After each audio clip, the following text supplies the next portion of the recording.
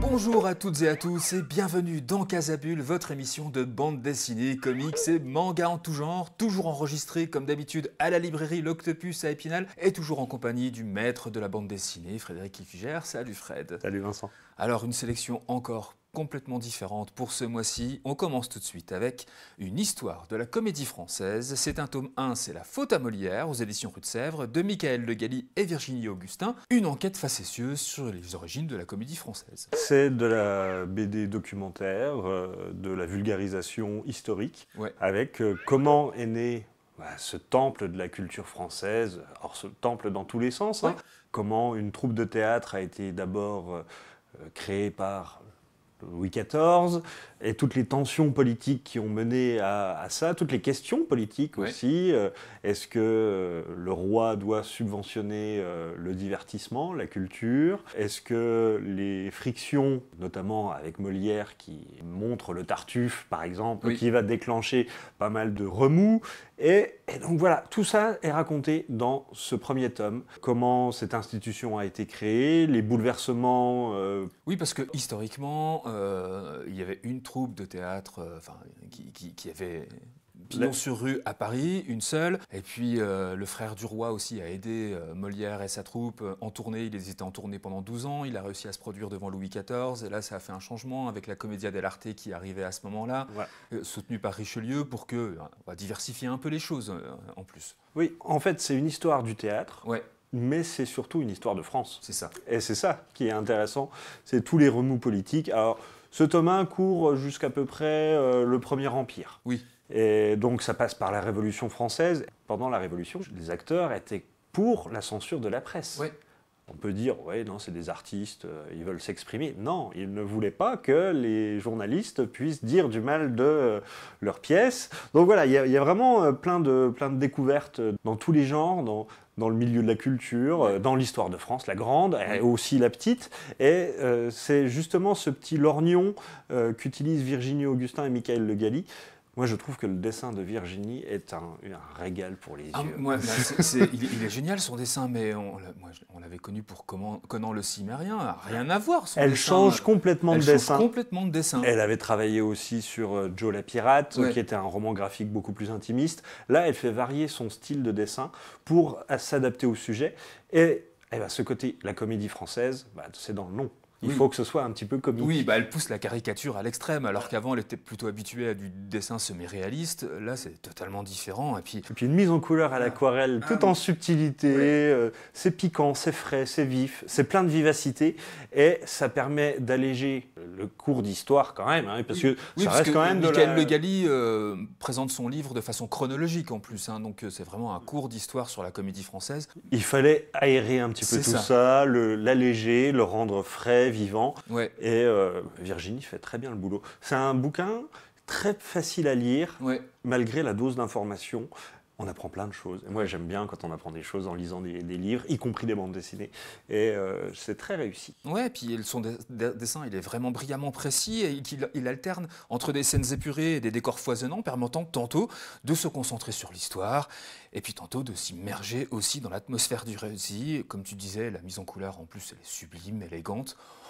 Voilà, un superbe bouquin pour en apprendre sur la comédie française, et avec des petites choses dont on croyait savoir et qui sont complètement démontées, parce qu'en plus, ils ont fait un travail de recherche incommensurable pour écrire cette bande dessinée. C'est une BD qui fait sourire, une BD pour s'instruire, mais surtout c'est une BD qu'il faut lire. Ça s'appelle donc Une histoire de la comédie française. Tome 1, c'est La faute à Molière, aux éditions Rue de Sèvres, de Michael Le Galli et de Virginie Augustin. Alors en parlant de dessin, là tu voulais nous présenter une merveilleuse beauté de dessin. Ça s'appelle Gary Gary, aux éditions Cornelius dans la collection Solange de Hugues Micol.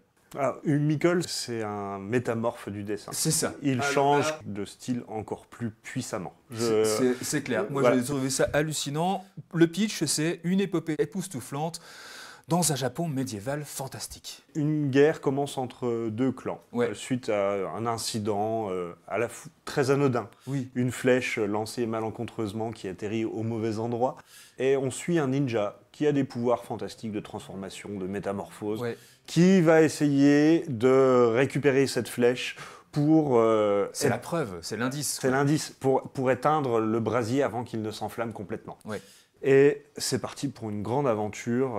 Alors ça fait presque 180 pages. Ouais. Là où Micol fait quelque chose d'assez exceptionnel, c'est que c'est sans texte. C'est ça. Il n'y a aucune bulle, rien. aucun texte. C'est que de la narration par l'image. Et alors, quelle image! Parce que là, c'est de la gravure. C'est des petits traits. Magnifique. C'est des petits traits. Oh là là, c'est des milliers de petits traits.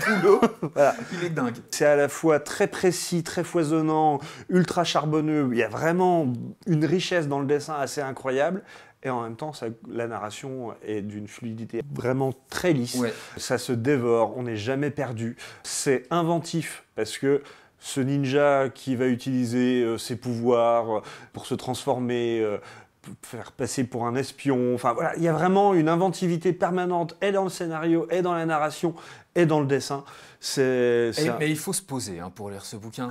C'est pas un bouquin facile. C'est pas un bouquin facile. Il faut se poser, bien regarder les images qui convoquent cet univers, précisément les codes du Shambara aussi, qu'on peut retrouver dans les films d'Akira Kurosawa. Mais c'est un Japon totalement mycolien quand même, qu'il est peuplé de batraciens géants, de poissons mutants, d'autres yokai anthropomorphes. Il y a vraiment plein de choses. Une inventivité, il y a un ton, c'est drôle, c'est sombre, par moments c'est gore. Il y a vraiment une variation permanente dans ce bouquin. C'est un grand 8. Puis il a des cadrages vertigineux, je pense aux combats aériens qui sont mis. C'est vraiment un bouquin incroyable, hors norme. Ça s'appelle donc Gary Gary. Il réinvente franchement Hugues Micol encore une nouvelle fois son trait si caractéristique, puisant son ambition dans la gravure. C'est vraiment magnifique, un chef-d'œuvre de 174 pages à couper le souffle. Ça s'appelle donc Gary Gary, c'est aux éditions Cornelius dans la collection Solange et c'est de Hugues Micol. On va passer à quelque chose de plus tendre au premier abord, mais pas tant que ça. Ça s'appelle La Nuit des Lanternes aux éditions Delcourt et c'est de Jean Etienne. C'est un premier récit aussi envoûtant dans son écriture que dans son dessin, qui ne manquera pas franchement de marquer les esprits. Voilà, pour une première bande dessinée, c'est déjà très abouti. Ouais. On est de nos jours, on suit une jeune femme, Eloane, qui rentre sur son île natale. Elle était fâchée avec sa mère, elle a perdu son père dans des circonstances qu'on va découvrir petit à petit. Oui. Son petit frère est, lui, complètement mutique depuis la mort du père. Elle est partie fâchée. Là, elle revient enfin. Elle s'en veut un peu de la mort de son père. Voilà. Il y a une histoire de culpabilité. Ouais. Et on va découvrir petit à petit pourquoi. Mais sur cette île, qui est indéterminée, il y a une espèce de rite annuel, la Nuit des Lanternes, où chaque habitant de l'île doit allumer sa lanterne et la garder allumée toute la nuit et ne surtout pas la renverser. Oui. Évidemment, Eloane va la renverser. Oui.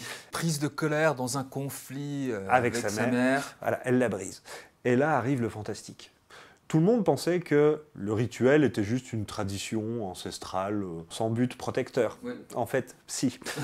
Il y a juste une petite mamie qui savait qu'il fallait absolument pas briser la lanterne et qui va guider Eloane, ou plutôt sa nouvelle forme, parce que oui, elle se transforme en une espèce de monstre de rage brute, et il va falloir qu'elle dompte cette rage pour passer à autre chose. Ouais. Et donc, voilà, au-delà du côté fantastique, c'est un récit d'acceptation de la culpabilité, oui. un récit d'acceptation de sa colère, oui. un récit d'acceptation de sa responsabilité. Ce livre aborde vraiment avec justesse, justement, le deuil, et les non-dits aussi qui empoisonnent souvent les relations familiales. C'est un peu tout ça qui est mêlé de façon sous-jacente dans ce récit. Et graphiquement, c'est très minimaliste et en même temps très abouti. Oui. Beaucoup d'aplats. C'est un récit qui se passe majoritairement de nuit, donc c'est très sombre, c'est très noir. Beaucoup de rouge, parce que le feu, les flammes, les lanternes, la rage. Du bleu, du jaune, mais des aplats de couleurs brutes comme ça. Ouais. Avec un dessin qui est à la fois très, je disais minimaliste, très en force. Oui. Pas trop de détails, assez rentre-dedans. Lorgnant un peu sur l'animation ou les mangas, un peu comme ça. Il y a un mélange un petit peu très... Enfin, c'est dynamique. Oui. Et franchement, pour une première BD, c'est assez bien foutu parce qu'il y a à la fois ce dessin et le scénario qui forment un tout très cohérent. Et une bonne idée de scénario, un bon récit, ça tient la route, c'est plaisant à lire, ça fait réfléchir. Que demander de plus? Mais exactement, voilà, à cela s'ajoute vraiment dans le dessin un chara design vraiment réussi qui donne vie aux personnages avec une identité très forte et marquante des personnages. Cette narration a une dimension vraiment intime qui touche et qui émeut le lecteur à des moments inattendus. La nuit des lanternes est une jolie métaphore sur la perte et les traumatismes, l'acceptation du deuil et la résilience. C'est tout ça qui est abordé dans ce bouquin, qui se mêle entre finalement presque film d'horreur et conte folklorique. C'est un mélange des genres, mais qui aborde des thématiques très très fortes. Ça s'appelle donc La nuit des lanternes aux éditions Delcourt. C'est de Jean Etienne, un premier album. On va suivre cet auteur de près. Allez, on passe à quelque chose alors là, de génial que tu m'as fait découvrir. Ça s'appelle Electric Miles, tome 1, Wilbur, aux éditions Glénat, de Fabien Nury et de Bruno au dessin. Tout est dit là, entre roman noir, thriller fantastique, délire psychanalytique et décryptage des mécaniques sectaires, le duo Nury-Bruno continue de nous surprendre. Nury-Bruno, c'est évidemment Tyler Cross, qui est un petit peu au panthéon du roman noir en bande dessinée. Oui. Mais là, c'est carrément autre chose. Là, il nous plonge dans un polar fantastique digne de Philip K. Dick ou de Stephen King, un petit peu un mélange des genres. En fait, ce qu'ils ont essayé de faire, et ce qu'ils ont réussi à faire... Ce qu'ils ont bien réussi à faire. C'est une biographie, mais sans pouvoir le dire, de Ron Hubbard, le créateur de la scientologie, qui est à la base un romancier de science-fiction, qui travaillait pour les pulps dans les années 40, 50, et grâce à sa connaissance assez pointue de la psyché humaine, est devenu le gourou que tout le monde connaît, l'église de la scientologie. Dans ce tome 1, on a le tout début de cette révélation qu'a Hubbard, ou plutôt Wilbur, parce que, voilà, techniquement c'est un peu compliqué. Le personnage d'auteur dans cette bande dessinée s'appelle Wilbur Arbogast. Voilà, il rencontre un agent littéraire qui lui réclame, qui est fan depuis très longtemps, et qui lui réclame un nouveau roman. Et Wilbur refuse en disant « Non, mais si j'écris encore, ce sera un bouquin dangereux, il ne faut absolument pas que qui que ce soit le lise. » Évidemment, ça ne fait qu'aiguiser la curiosité de l'envie, qui va commencer à relancer un petit peu sa carrière, et c'est parti pour cette espèce d'emprise psychologique que Wilbur va exercer sur ses proches, son agent, et petit à petit, et s'aimer. Alors, c'est un tome d'introduction. On peut raconter le début, il raconte quand même qu'il a eu une expérience de mort imminente, en fait. Voilà, qu'il vit d'une pension de guerre parce qu'il a eu une expérience et il raconte cette expérience de mort imminente. Donc c'est très psychologique, très psychique. Voilà, c'est très psychologique, très psychique.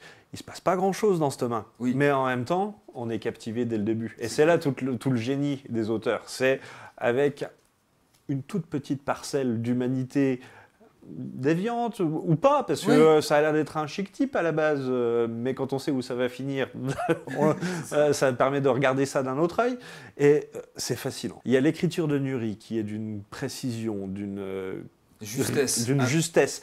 C'est tiré au cordeau, ça frappe fort, et quand on rajoute les dessins de Bruno dessus, wow.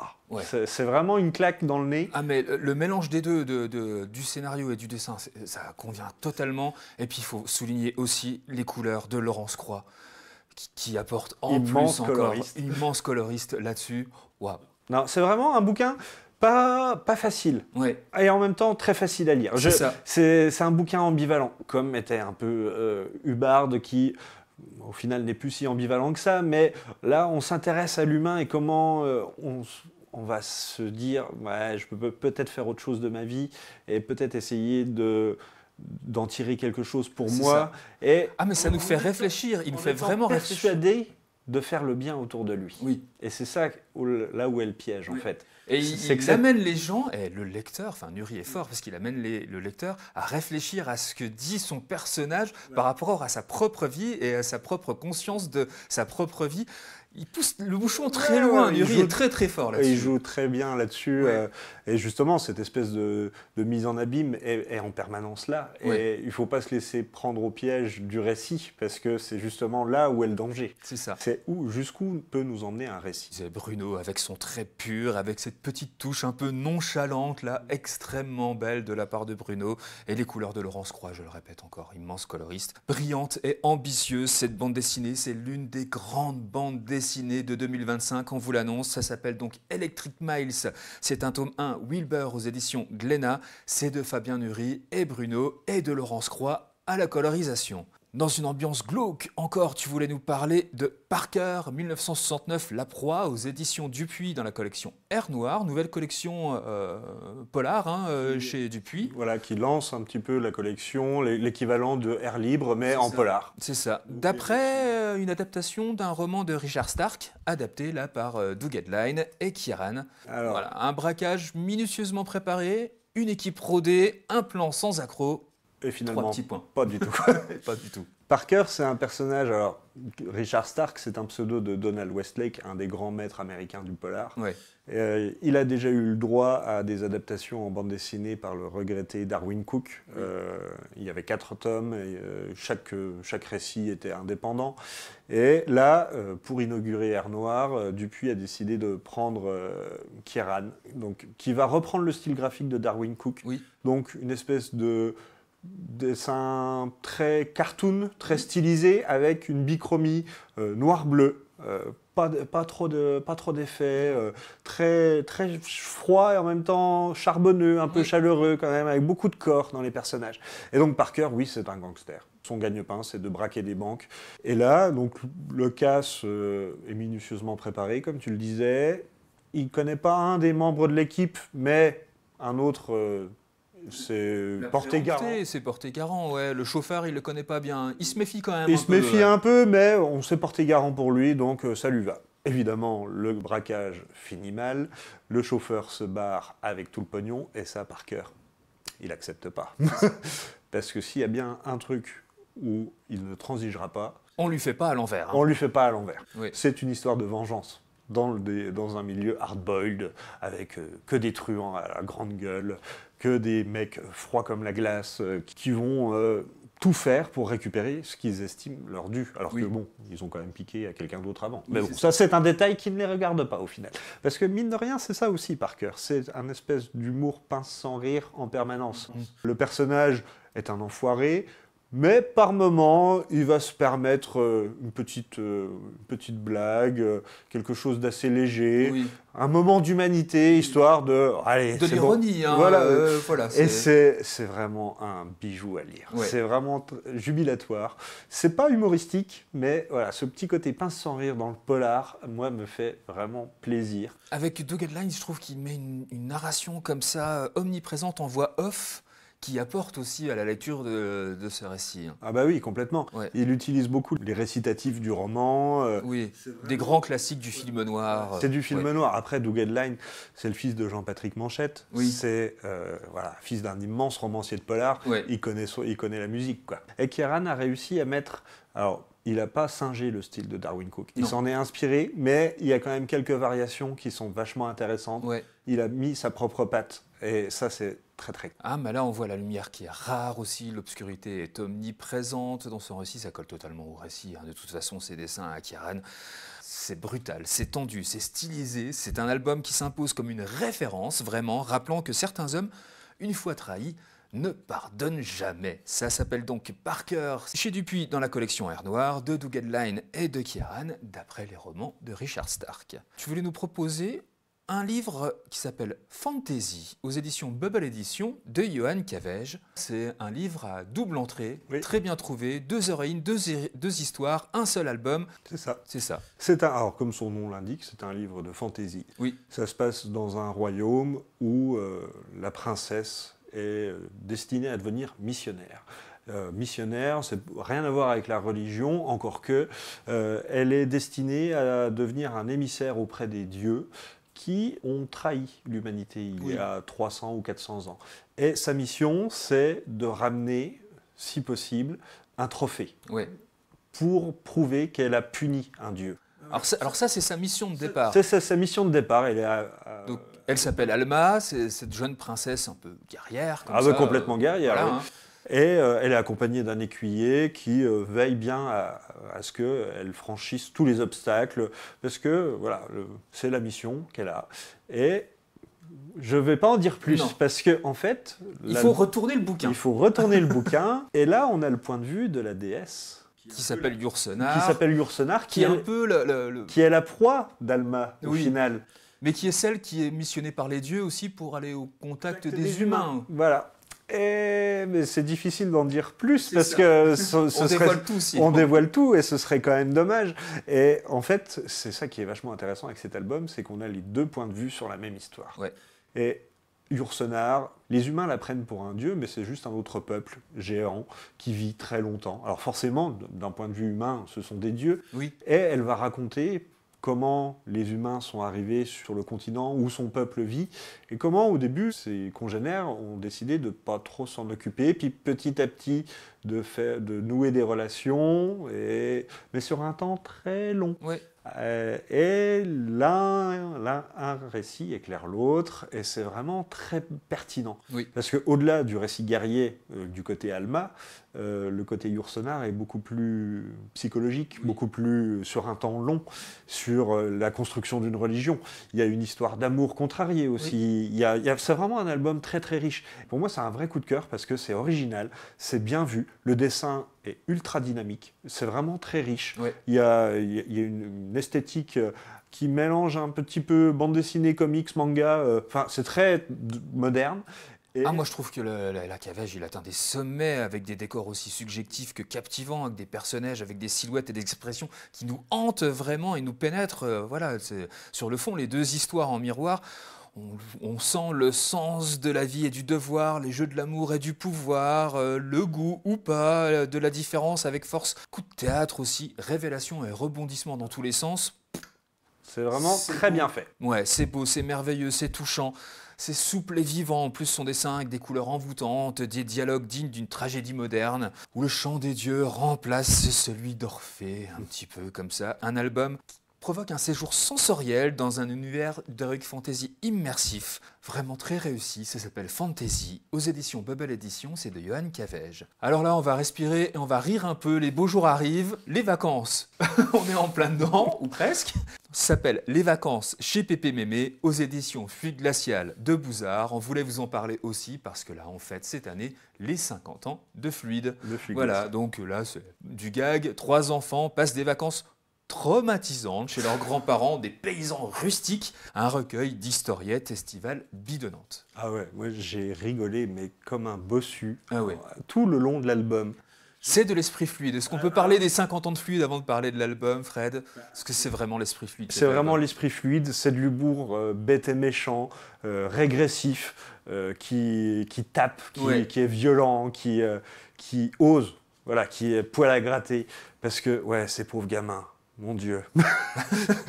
Mon Dieu. Et en même temps, voilà, c'est des gamins de 2025 qui vont se retrouver un petit peu dans les années 80, parce que... Même voire dans les années 60. Voilà, on ne sait pas. Oui. La grand-mère, elle a la blouse traditionnelle. Le grand-père passe ses journées à picoler avec son voisin, parce que, pourquoi pas, après tout, il a que ça à faire. Il faut qu'ils aillent au bois, ils emmènent les gamins, parce qu'on emmène toujours les gamins quand on va au bois. Les accidents peuvent arriver. On rajoute à ça le côté petit village avec une commère, un voisin plutôt obsédé sexuel. Ouais. Y a franchement une galerie de personnages incroyable. Et ce que je trouve exceptionnel chez Bouzard, c'est que l'air de pas y toucher, il place un gag. Ouais. Mais ce gag va exploser 10 fois plus fort l'histoire d'après. Oui. Et ça rejoue sur un running gag permanent. C'est à crever de rire. Ah bah là, il a sa petite tête de turc, là, le petit gamin, c'est sa tête de turc, vraiment. Mais c'est, enfin voilà, chez Pépé Mémé, c'est des paysans rustiques, comme je l'ai dit au début. Enfin voilà, on tue le cochon, enfin voilà, tout est rustique, quoi. Tout est Les rustique. toilettes, c'est rustique, tout est rustique. Et bizarrement, ses grands-parents... On pourrait dire, non mais il faut appeler la DAS ou des trucs comme ça. Ouais. Mais non, parce que en fait, ils sont aimants. Oui. Ils ne se rendent pas compte du décalage de génération. C'est ça. Et c'est ça qui est intéressant aussi. C'est que Bouzard pointe le doigt là où les gamins, on essaie de les protéger de tout, alors qu'au final, il leur arrive de temps en temps 2-3 bricoles, mais le cercle familial est respecté. Ouais. Et moi, à chaque fois que je lis du Bouzard, je me dis, mais c'est ultra drôle. Mais qu'est-ce que c'est con. Oui, mais qu'est-ce que c'est con. Qu'est-ce que c'est con et qu'est-ce que ça me fait marrer. Voilà. Et Bouzard, c'est peut-être le mec le plus drôle de l'univers. Moi, je pense qu'il a convoqué des souvenirs de son enfance, peut-être dans les Deux-Sèvres. C'est un peu ça, Bouzard. Voilà, avec que des formats courts qui avaient été publiés dans le magazine Fluide. Et c'est du pur fluide. Et on est content que ce genre d'humour fluide, on souhaite un bon anniversaire aux éditions Fugue Glaciale, 50 ans. C'est quand même énorme pour ce genre d'humour aussi trash, noir, enfin con. On y va, comme tu disais, poil à gratter. Enfin, c'est plus que poil à gratter, hein, c'est poivre, ça nous fait éternuer. Comme toujours, c'est admirablement couillon et très drôle chez Bouzard. Ça s'appelle donc Les Vacances chez Pépé Mémé. C'est aux éditions Fugue Glaciale de Bouzard. Alors là, pour terminer, on passe à la jeunesse avec un album très tendre, mais très nouveau aussi. Ça s'appelle Le Pêcheur et la Salamandre. C'est un tome 1 sur 2, La Malédiction du Poisson Roi, aux éditions d'Argo dans la collection Charivari Series de Geoffroy Monde, étonnamment, qu'on connaissait pour Furieuse, et de Zoé Simpson, là, un premier album au dessin. Oui. Un pêcheur et une salamandre doivent collaborer pour apaiser la colère du Poisson Roi. Une aventure poétique et onirique très touchante. C'est un récit jeunesse. Alors c'est de la jeunesse, mais c'est de la vraie BD tout public. Oui. Même en tant qu'adulte, ça marche très très bien. Ouais, c'est clair. C'est ce petit garçon qui vit tout seul depuis... On va découvrir pourquoi il vit tout seul. Et il a une obsession. Tous les soirs, il pêche et il donne une partie de sa pêche au roi poisson pour le remercier. En offrande, il a fait une petite idole. Voilà. Arrive là-dessus une salamandre complètement affamée qui parle, qui lui réclame une partie de son poisson et qui lui dit « non, je suis désolé, je ne peux pas lui donner, c'est l'offrande au roi poisson ». La salamandre va évidemment bouffer le poisson quand même. Oui. Le roi poisson ne va pas être très heureux, elle va les maudire, elle va les obliger à ramener un espadon royal. Un espadon royal, c'est un poisson qui fait, 20 fois la taille des deux gamins. Oui, c'est ça. Et il va quand même falloir qu'il se débrouille avec ça.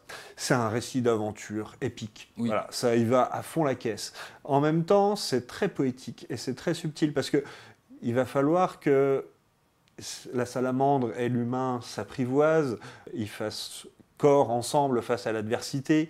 La salamandre, elle ne sait pas trop comment réagir vis-à-vis de l'humain non plus. Ils vont se découvrir petit à petit, ils vont se rendre compte qu'ils ont des points communs, ils vivent seuls, ils ont été...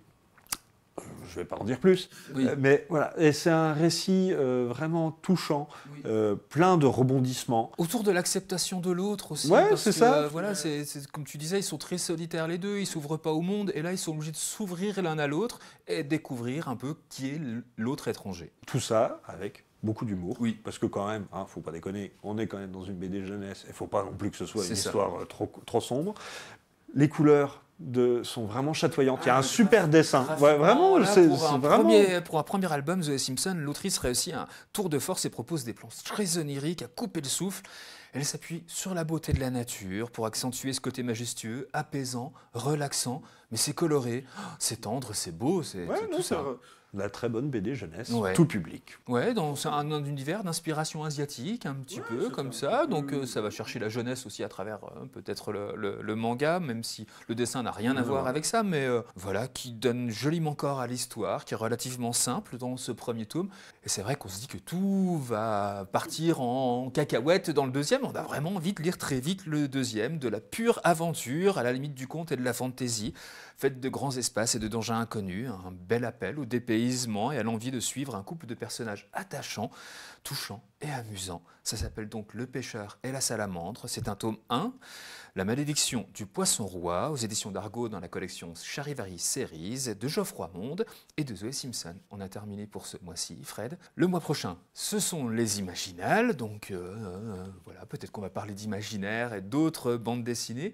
Je vous rappelle que vous pouvez toujours regarder cette émission en podcast sur le site de Vosges Télévisions à la rubrique Culture, et vous pouvez toujours retrouver ces chroniques de façon indépendante sur notre chaîne YouTube Petit Casapule. N'hésitez pas à vous abonner.